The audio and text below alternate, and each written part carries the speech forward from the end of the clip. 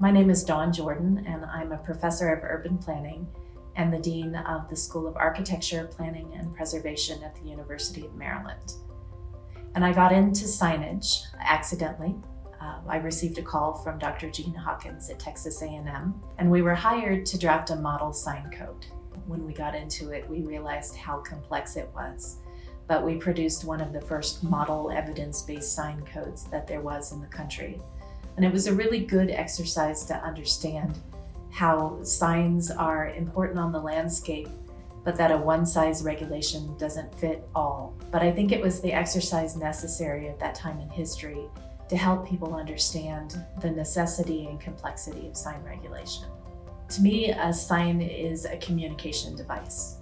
It communicates products for sale, it communicates values, it communicates art. But I've grown to love signs because I think signs are part of community context. They tell us about who we are and the story that we want to tell to the people who pass through our communities. Signs are important because they help us find our way to the things that we want. When people drive through communities, they look for benchmarks that help them find their way. And I think that's a great appreciation that signs aren't just advertising, but they are part of the urban fabric of our community.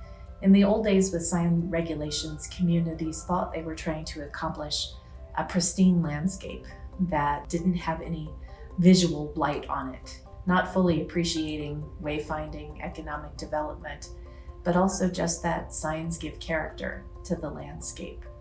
And so my research in planning and the law, I think, has helped in that conversation, helped city planners understand that signs have value beyond advertising businesses and that they're important. And if designed right, they can be important landmarks in the community.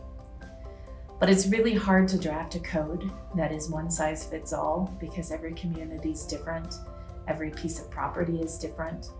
And so what I've learned through the years and currently research is the role of citizen participation in the creation of sign codes. My favorite sign is the Western Auto sign in Kansas City, Missouri. It's a historic sign that sits on top of a turn-of-the-century building. Western Auto isn't there anymore, but the sign still is. And it is how people are introduced to the city and how they find their way around the city. It's a compass for a lot of folks.